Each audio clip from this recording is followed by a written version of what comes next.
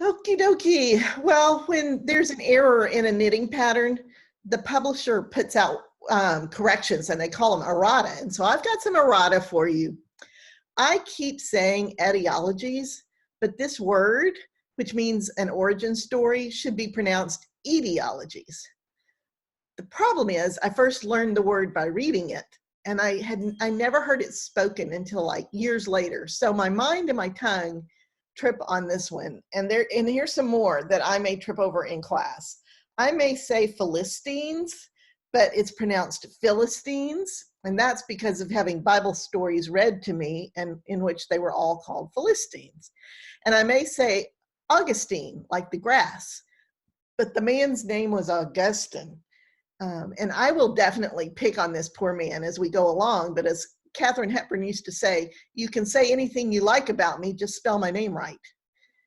So the least I can do is say his name right as I criticize some of the things he said. And I also may say papyrus when the word should be pronounced papyrus. And I'm sure there are others that I don't even catch myself. At least these four I know. So forgive me when I stumble. If we were together in the same room, I would encourage you to correct me. But for right now, be sure you've got yourself muted so we don't break up over background noise, and turn your videos off so we can maximize our throughput here. So guess what? We are done with the hard part of Genesis. Yay! It is an easy downhill stroll from here. That first part, full of etiologies and that big hairy chiasm we just did, those made the story seem really choppy and weird. But now we move into a smooth narrative. The rest of Genesis reads like a novel. So we start today in chapter 23 with the death of Sarah. She lived to be 127 years old and only ever had that one child, Isaac. Abraham still owns 0 land. One child, 0 land. The story of how he negotiates with the local Hittites for a burial cave for his family is a very interesting study in how negotiations like this were handled in the A&E. If you look on your map in your study guide, you'll see the Hittites, see them up in the far northwest part of the whole region, up west of Haran. Well, we find them mentioned all the time as landowners in Canaan.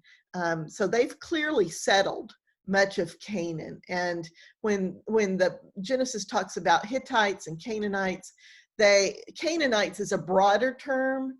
Hittites is a particular term. There's lots of different national groups and ethnic groups in Canaan. Hittites are just one of them. So the Hittites are the ones Abraham goes to when he needs a place to bury Sarah. And he asks to purchase a cave near the tree of Mamre. And the Hittites do sell the cave to him, but for an exorbitant price. It's like 20 or 25 times what it's worth. But he buys it without a quibble, not wanting to owe anyone any favors at all. Kind of reminds me of when the king of Sodom offered to let him keep the spoils of war, and Abraham said, no, thank you. So Abraham is, of course, sad and grieving after losing Sarah. And at 137, he feels as if death is very near. And he's really, really worried that Isaac will fall in love with one of the local Canaanite women. Isaac at this point is 37 and he ought to be married. And on top of that, he's grieving terribly over the death of his mother, Sarah. So he's ripe for picking by the local women.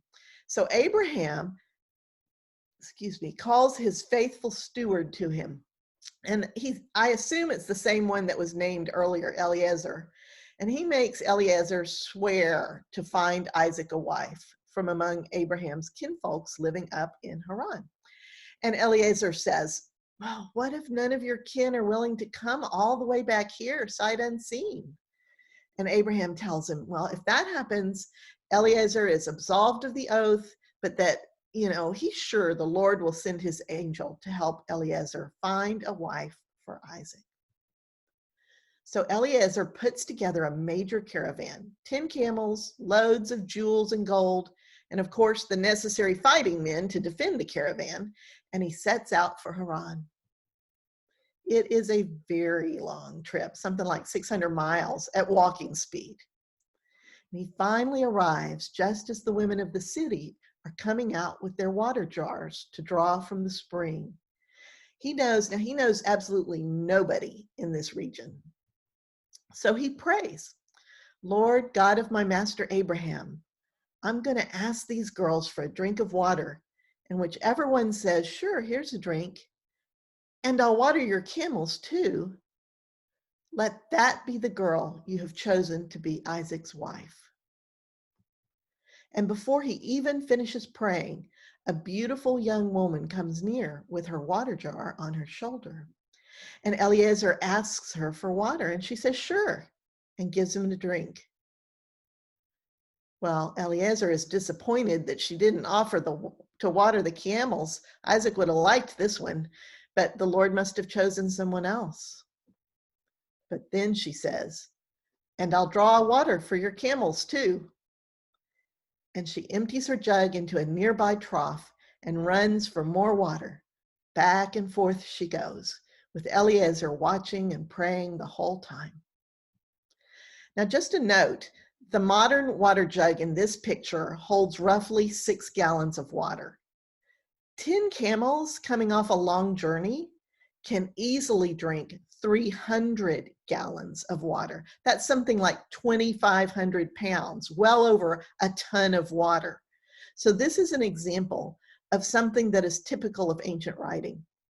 When they want to emphasize something, they don't use exclamation points. Those weren't available to them. So instead, they use hyperbole and exaggeration. They don't see it as being inaccurate or as lying. It's just another literary device, and it's one that's used in ancient writing all the time. By describing Rebekah doing this impossible task, the writer is emphasizing the point that the Lord quite definitely had a hand in choosing Rebekah and in answering Eliezer's prayer. And after she finishes, Eliezer gives Rebekah a gold nose ring and gold bracelets and asks who her father is and if there's room in her father's house for him and his men to spend the night. And she says, sure, I'm the daughter of Bethuel, granddaughter of Nahor. And Eliezer's heart leaps. This woman is Abraham's great niece. And Rebekah runs ahead to her mother's household and tells her mother and her brother Laban what's happened.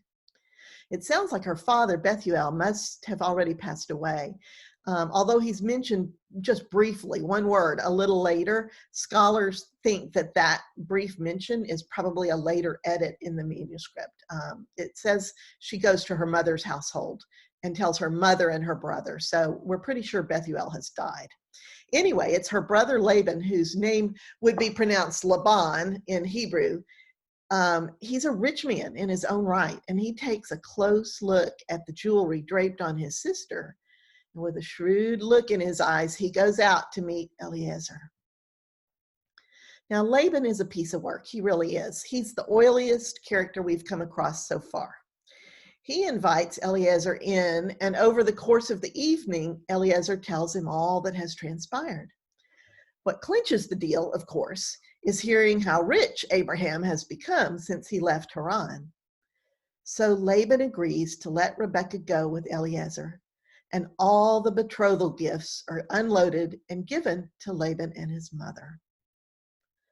So the next morning, Eliezer is all loaded up and ready to go. And Laban and his mother say, oh, please don't take her so quickly. Let her stay for just 10 days. Now, this is typical Laban manipulation. If you give this man an inch, he will take a mile. But Eliezer is too smart for him. And he says, oh no, I couldn't. The Lord has blessed this journey and I must not delay. I really must go now. So they call Rebekah and ask her if she wants to go right now or if she wants to stay home a bit. And she says she's ready to go with Eliezer now. And so it's settled. Eliezer, Rebekah, her nurse, her maids, and all the fighting men set off. heading back towards Canaan. And when they're still a ways off, Isaac sees the caravan, and Rebekah sees Isaac and asks Eliezer who that man is. And it says that Isaac married Rebekah, and he was comforted in his grief from the death of his mother Sarah. Isaac is now 40 years old. Well, everything rocks along for another 20 years. Abraham was apparently not quite as close to death as he thought. He even marries again, this time to a gal named Keturah, and he has a bunch more kids. But he's careful to make sure they're no threat to Isaac. Whenever they're old enough, he gives them their inheritance and sends them off to live elsewhere. This little passage is the last we hear of Abraham. He dies at the age of 175 and is buried with Sarah by his sons Ishmael and Isaac. Meanwhile, Rebekah, Isaac's wife, has been barren all these 20 years. Finally, when Isaac is about 60 years old, she gets pregnant. And she doesn't get a little bit pregnant. She gets horribly, miserably, hugely pregnant. The baby feels like it's kicking her to death in there. And she asks the Lord what's going on.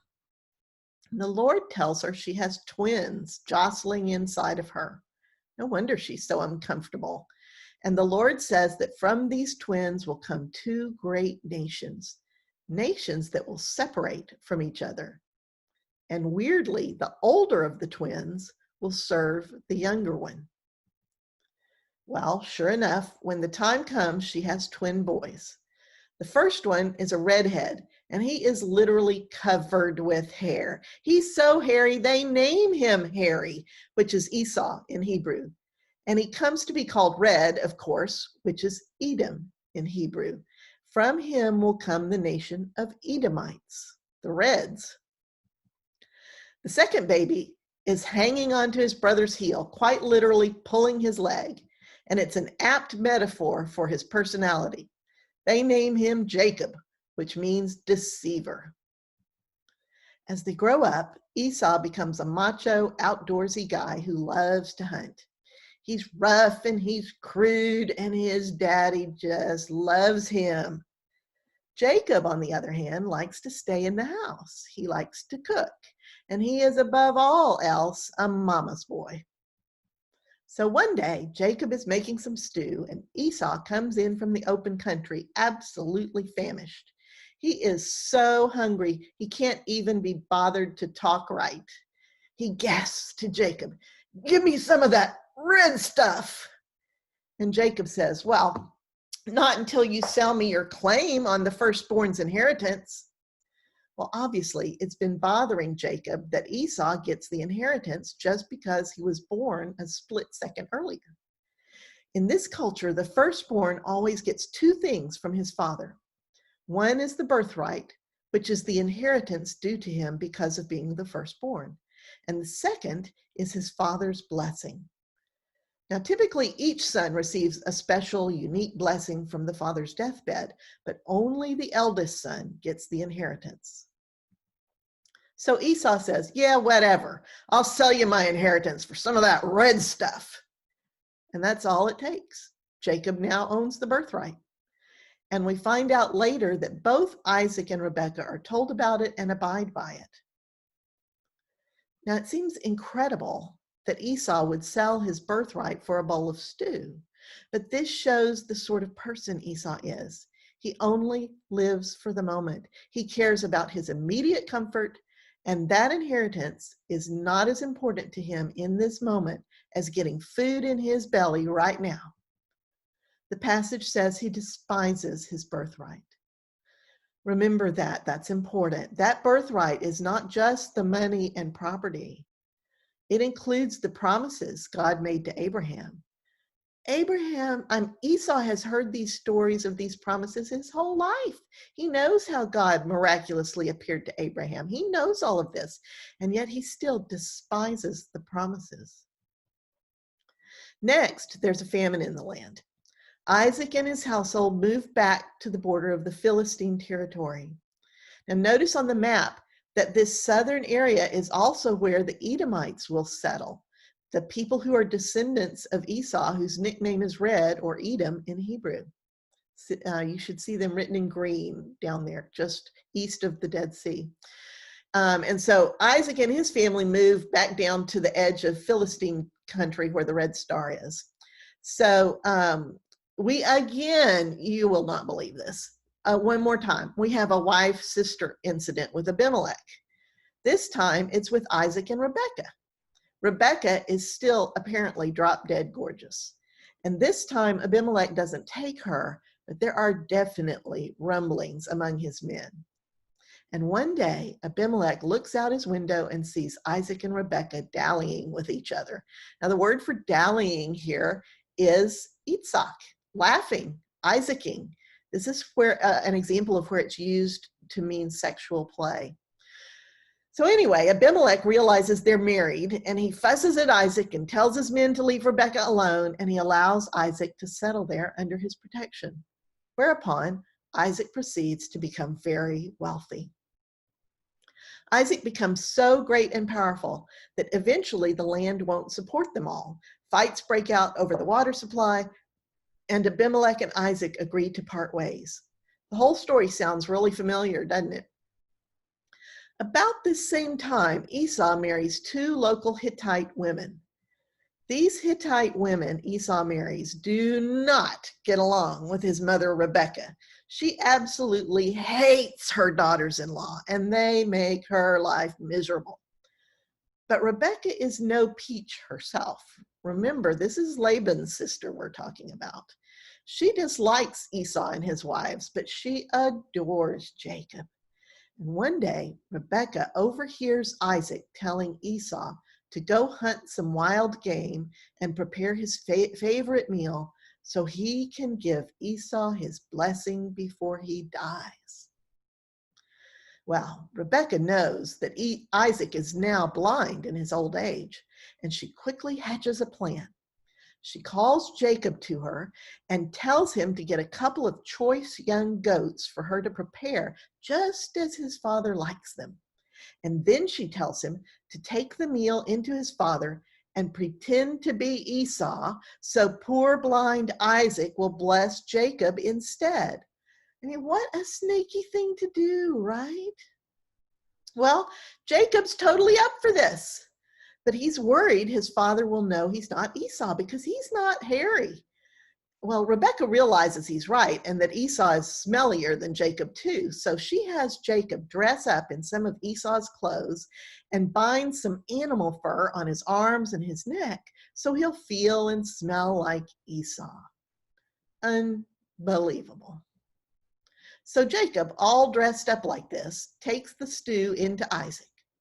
And Isaac says, "Wow, how'd you get back so fast, Esau?" And Jacob says, "God gave me success." Well, you'd think God would strike him with lightning at that point, but no, that's not what happens. Well, Isaac thinks, this sounds like Jacob, not Esau. So he says, "Come closer so I can be sure you are Esau." Well, I guess Isaac knows what a slippery character Jacob is. Jacob's tricksy, as they say. And when Jacob comes close, Isaac feels all the fur and he thinks, well, he feels like Esau, but I'm still not sure. So he says, "Are you really my son Esau?" And Jacob says, "I am." Like, what a bald-faced liar, right? So Isaac thinks up another test. He figures Jacob might have put fur on his arms, but Esau's neck is hairy too. And by this, I think he probably means his whole neck area, like his beard and everything. And he's smellier than Jacob. So he says, "Come near to me, my son." And when Jacob draws near, Isaac grabs him in a hug and kisses him. Well, sure enough, there's hair on his neck and he smells like Esau. And oh, well, must be Esau. And so Isaac blesses Jacob with the blessing he intended for Esau. "May God give you heaven's dew and earth's richness, an abundance of grain and new wine. May nations bow down and serve you. Be master over your brothers. and may the sons of your mother bow down to you. May those who curse you be cursed, and those who bless you be blessed. And as soon as he gets that blessing, Jacob skedaddles back to his mama. And at that very moment, Esau comes into the tent with the meal he prepared for his father. And he says, "Here, father, sit up and eat this meal I've made." And Isaac says, "Who are you?" "I'm your firstborn son, Esau," he answers. And Isaac starts shaking all over. He says, "Who came in with that food just before you? I just now gave your blessing to him." "No!" screams Esau. And Isaac says, "Your brother came in and took your blessing. I made him master over you." And Esau cries, "He's not named the deceiver for nothing. He's already taken my birthright, and now he's taken my blessing too. Have you only one blessing to give, Father? Please bless me too." And he begins to weep. And Isaac, knowing he cannot undo the blessing given to Jacob, does his best. "May your dwelling be the richness of the earth and the dew of heaven. You will live by the sword and serve your brother, but when you grow restless, you will cast off his yoke." Now, many of your translations will change that first bit. So it says his dwelling will be away from the richness of the earth, etc. But the Hebrew can be read either way. And I agree with the scholars who see this as a positive blessing. It makes sense that both Jacob and Esau can be blessed with the richness of the earth and the dew of heaven. And Isaac puts that last part in so that Esau has some way of wriggling out from under Jacob's dominion. So at this point, Esau is quite literally planning to kill Jacob as soon as Isaac dies. So Rebekah immediately sends Jacob off to live with her brother Laban in Haran until Esau has time to cool off. As an excuse, she tells Isaac it's because her life won't be worth living if Jacob marries a local Hittite woman like Esau did. So Isaac calls Jacob in and blesses him before he departs, and tells him to be sure whatever he does, be sure and don't marry a Canaanite woman. And when Esau hears of this, he realizes exactly how upset his parents are over his Hittite wives, which just goes to show how utterly unaware he's been so far of anyone except himself. And he goes out and marries one of Ishmael's daughters to try to appease his parents. So we're drawing near to the end of the story, this part of it anyway. And the narrative now shifts to follow Jacob on his adventures. In this last scene, we catch up with him as he flees to Haran. When he stops for the night, he puts a large stone under his head and lays down to sleep. And as he sleeps, he has a dream. He dreams he sees a ladder with one end in heaven and the other on earth. And he sees angels going up and down the ladder. And God is standing at the top of the ladder. And God says to him, "I am the God of Abraham and Isaac." Notice how God names himself. Notice that God has taken Abraham and Isaac's name into his own, but not Jacob's, not yet. "I am the God of Abraham and Isaac. I will give you and your descendants the land on which you are lying. Your descendants will be as numerous as the dust of the earth, spreading north, south, east, and west. I will watch over you wherever you go. I will bring you back here. I will not leave you until I have done everything I promised." And when Jacob wakes up, he's afraid because he's obviously been sleeping on holy ground. He takes the large stone he's been sleeping on and sets it up as a pillar and pours oil on it and calls that place Bethel, literally Beit, which means house, and El, which means God, Beit El, house of God. Notice that the author of Genesis has been calling this place Bethel all along, but here we learn at least one of the etiologies for its name. And Jacob, being Jacob, makes a deal with God. He says, if you will watch over me and bring me back here safely, then you will be my God too. And this pillar will indeed be God's house, Bethel. And I will give you 1/10 of everything you give me. Such a deal. 90% for Jacob, 10% for God. Typical Jacob deal. But notice, this is the second time giving 1/10 back to God has been mentioned.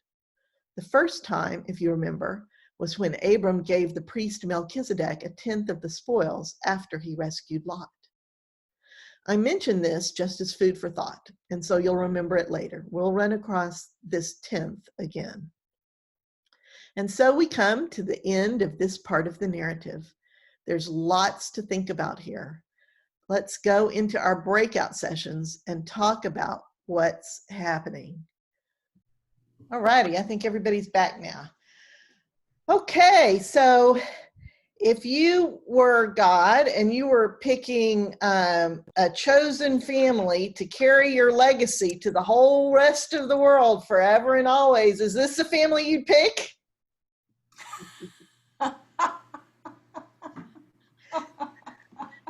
Depends on who the other families were. Oh my goodness. So talk to me some about what y'all talked about in those first 5 questions, the first half of the discussion. What were your observations?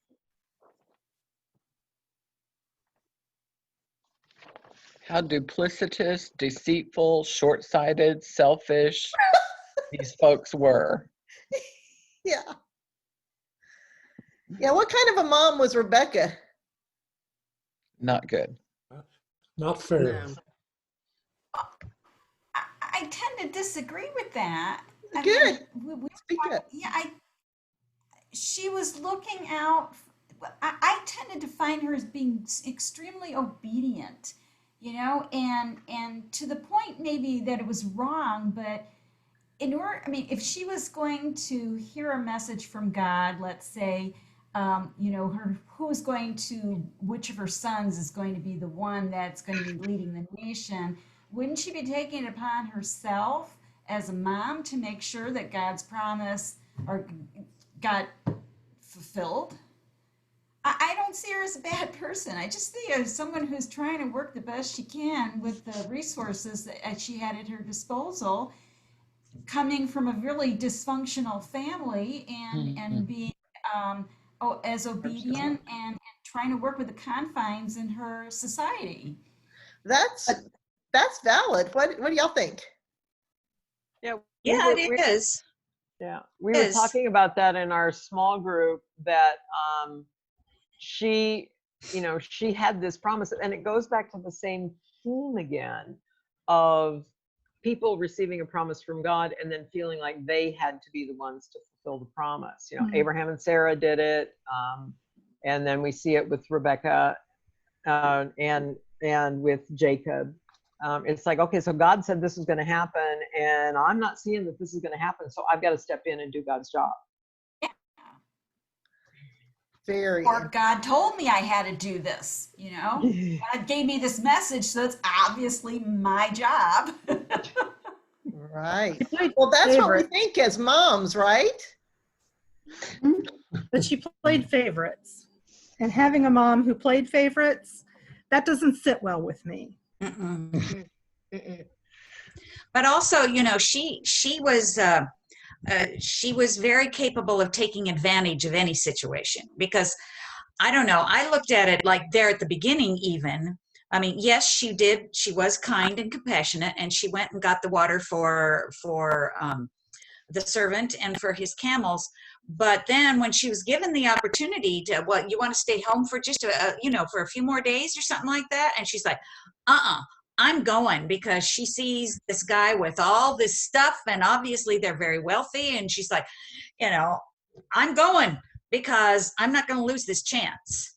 So, and then when she, but she could have stayed with her family and taken advantage of the situation and perhaps eked out more money.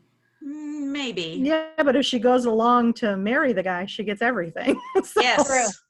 And Yeah. So I think it was shrewd. But Luli said she was impulsive and that's where Esau got it from. And so we kind of looked at what each of her sons got from her. She was shrewd and deceitful and smart. And Jacob got that intelligence and that shrewdness from her, and Esau got the impulsiveness from her. Mhm. And maybe she wanted to get away from Laban. Well, yeah, I was thinking of that. Laban is as dysfunctional as we find him out to be later. You know, Rebecca knows this is a good place to get out of. Yes. Yeah. Get away from my brother. Yeah. I understand that. Absolutely. I did Something that. I I noticed married that- to get away from my family. I had a very dysfunctional family, and I married to get away from my family. So I get her. I do get her. Yes. Yes. Something I noticed in the beginning of that story, which I thought was a little bit unusual, given the circumstances, how women were considered back then, is that Rebecca was actually given a choice as to whether or not to go right away or to go ahead. You know, they consulted with her, which seemed kind of strange to me. Probably thought she'd agree with them. Yeah. That's probably true. Yeah, good point. Wow. Absolutely. That's funny. That's a good point. Wow. So she's One of the, I'm sorry, go ahead. no, go ahead, Woody. Well, as I said to my small group, one of the reasons this story is disturbing or at least confusing to me is the message that it seems to be giving is, okay, and going back to all those earlier Genesis passages that you referred to, God's goal is to create this nation with more descendants than the stars in the sky and all that. So that's God's goal. And he's got, Rebecca and Jacob kind of trying to achieve that goal. But the message it seems to be giving is the end justifies the means. If you can, it's okay to be deceitful and lying as long as it's going to end up accomplishing whatever your goal is. And that was disturbing to me. Well, and I think go ahead. Oh, I'm sorry. I was going to say, and I kind of saw it from the other side of that lens, was that God blessed them regardless. That I took it as a hopeful thing for me. That God, I'm sure, knew how they were going to act, but still was true to the promises that were made and didn't curse them. That's true. But I do think that Woody's, I think both messages are important. I definitely want us to get the message loud and clear of how truly warped all of these characters are. It kind of shows that no matter how dysfunctional your family is, God's still there. It doesn't matter how screwed up your family is. Yes, that's true. God's But there. I think that Woody's point is really important. Because that is a basic takeaway we need to have, that people tend to think the end justifies the means, and we see that now in our society and in our nation and in our nation's leaders all the time. But God, that is never God's way. Right? The end never justifies the means for God. It's all about how we do relationship from God's point of view. And that is a great segue into the second half of the questions, which were all about, rather than looking at it from a human perspective, let's look at it from God's perspective. What did you all see in the passages was God's end game here? What is God's purpose in all of these promises? Gail? Goal was to be to bless the nations of the world. That's always the last phrase in God's blessings, is that you will be fruitful, you will be multiply, you will get all this land so that you can bless through you, the nations of the world will be blessed. And it seemed like Abraham and Isaac took it as, I will be blessed. And they forget about that that God's goal is to bless the nations of the world. Yes, he'll bless them on the way, but the major point of God's goal is to bless the nations of the world. And so they forgot that. Yeah. Yes. I heard Shirley, were you going to say something? Well, basically the same thing, and then adding to it that that was when, Woody said God's goal was to make them a great nation. Well, that's what Isaac thought God's goal was, and that's how it got passed down to Jacob, that's what God's goal was. But that's not really what God's goal was. The actual goal was through Abraham's lineage to bless the entire world. And if you miss that point, that's why he blessed Jacob. Not because Jacob was a good person. He blessed Jacob because he had made a promise to bless the world through Abraham's lineage. And God is faithful and is going to follow through on that promise in spite of us. And we need to be very cognizant. I want you to highlight this wherever you're putting the really important things to remember.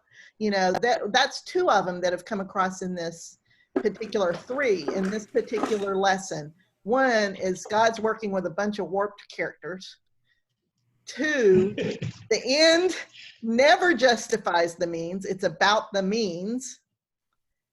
And three, God's goal from the beginning and all the way through is to bless us, all of us. And how do we get that in this story, is there a way you can explain how we can see that the end isn't justifying the means? Because no, it does clearly see that. It's like Jacob pays a price. He gets humbled. He pays a price, and he pays a price with Laban. He pays a price when he comes back with Esau. Yeah. He pays a price for this. We just haven't got there yet. Right. But I want you to, and I say that because I'm wanting you to notice how God responds every time, that people we think of it as if God gives us a promise and we take it in our hands and we totally mess it up, God's going to come and squash us like a bug, and that is not typically how God responds. God's response is, okay, you have totally messed this up. I'm going to fix it. We're going to go back on the path, and we're going to keep working on how you relate to each other. And we're going to hear God say that over and over and over. How are you relating to each other, and teaching his people how he wants them to relate to each other. And I just want you to be watching for that thread and making sure that you're viewing the scripture through that lens as we go through. So last question, I want to hit on that last question, assuming you didn't already know the answer like Liz. That's not fair. But if you were a parent and you had Jacob to work with, what kind of situation would you want him to get into to become who he needs to be? But Liz had a really good answer to that question. Okay. Yeah. He finds out what it feels like to get cheated. He finds out what it feels like to have somebody be manipulative and wily and sneaky, and he gets to feel the kind of rage that he deserves when he goes, when Laban chases him and when Esau meets him. He is terrified because he knows how much he's hurt, and so he's humbled. by these situations that with when he goes to Laban later and when he comes back to Esau, he is greatly humbled from his arrogance and all that. Exactly. And so I ask you, and we're going to do all that next week. So if you don't know that story yet, don't worry about it. I'm going to tell you that story next week. But the interesting thing here is that when you're going through something like what Jacob is about to go through, it can feel like punishment.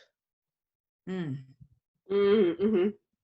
And I am wanting you to see from God's perspective at this point in the story, before anything else happens, why this might not be punishment. You know, people very often read the scripture and they see God doing things, and rather than seeing it as in large degree dealing with kids how we would deal with kids, which is letting the natural consequences take their course, you know, even if they're painful, people see that as God punishing them, because the way the story is written in the Bible, it's written in hindsight. And so by the people to whom this happened. And so if the child, in this case Jacob, goes through the natural consequences of his actions, and if the situation has been designed to rub off the rough spots, you know, and actually change him into somebody else, somebody better, so to get the stuff off and let the real person come through, if he were writing the story, he might write it as if he went through a period of punishment. Because that's what that rock tumbling feels like, you know, that God did all these things to me. And it's kind of reminds me of a teenager. You're ruining my life. What are you doing to me? You know, and there's a big difference between discipline and punishment, though. I don't believe God punishes us, and I don't believe we should punish our children. Discipline them, yes. Discipline is training, and discipline is learning lessons, whereas punishment is just, I'm angry with you, so I'm going to be mean to you. Right, And I'm going to hit you. God doesn't just hit us, you know. God may, you know, step back and let natural consequences take their course, you know. I've often said God is a love and logic parent. I'm sorry, you broke up, Marlene. What did you say? Oh, I said, I've often said that God is a love and logic kind of parent. You know, you make that choice. Okay, let's see what the consequences are going to be, and let's let those play out. But within the confines of, I'm not going to let you die or get seriously hurt. But you need to learn that this choice you made is going to have those consequences. And that seems to be how God works throughout all these stories. Right. Well, we're to the end of our allotted time today, and you know, feel free to stay on. We can talk some more, but I do want to, you know, let folks know that we're done with the class, and you know, please feel free to drop off. And it's been great. We'll have another great story next time. We're done with the really hard technical parts of Genesis, so it's just stories from here on out. Thank you. Absolutely. Thanks, Gail. Bye. We have some really smart people in this Bible study, by the way. We have people with a lot of really good insight, and whether they're Bible scholars or not doesn't matter. Mm-hmm. Yeah. Just some really intelligent human beings with some really good insight.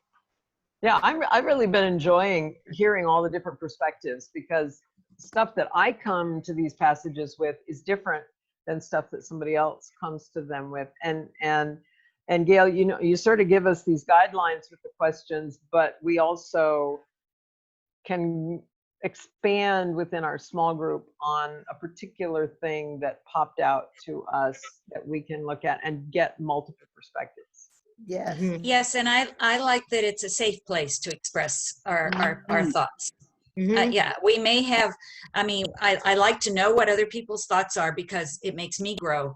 But I mean, and I appreciate though that even if my thoughts are different from yours, you will, from anybody's, that they will, that they will accept that as well and maybe learn from it too. So it's a safe place. I appreciate that. Yeah. So, Well, I'm going back to what Marlene said about when you're talking with a child, sit down and think with them. If you make this choice, what will be the natural consequence? And I will let you experience those natural consequences unless it harms you or kills you. But I mean, my kids are 32, and I'm thinking this could be a really useful conversation with my 32-year-old kids, because they don't look at what the natural consequences of what their choices now, how they're going to affect them in 10, 20, 30 years. How are your Mhm. now? Yeah, just anyway, I just found that I'm like writing that all down. I wrote that down. I wrote down the logic and the Yeah. love and logic parenting. I like that. I did too, because I'd heard it, I'd followed it before, and it was like, yeah, God is that way. Yeah. So now It's like, we're in a yeah. parenting class. Yeah. God's the ultimate parent. We can learn from him. Yeah. Yeah. Well, this was an interesting thing that kind of went back to the story today that we were talking about in our group, that when you look at Rebekah and what she was doing with Esau, or with both of the boys, but in coaching Jacob, that probably, because in the story it makes the point that Esau's wives were making her life a misery.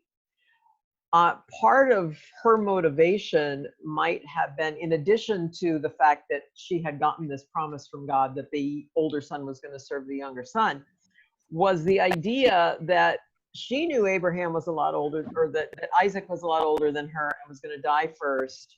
And the idea of having to move in to live with Esau and those two daughters-in-law who would make her life a daily living hell was intolerable to her. But to maybe arrange things so that Jacob would be the one who would inherit, that would get her out of that family dynamic and not have to face her final days under the control of these two women that she absolutely hated and who hated her. Wow.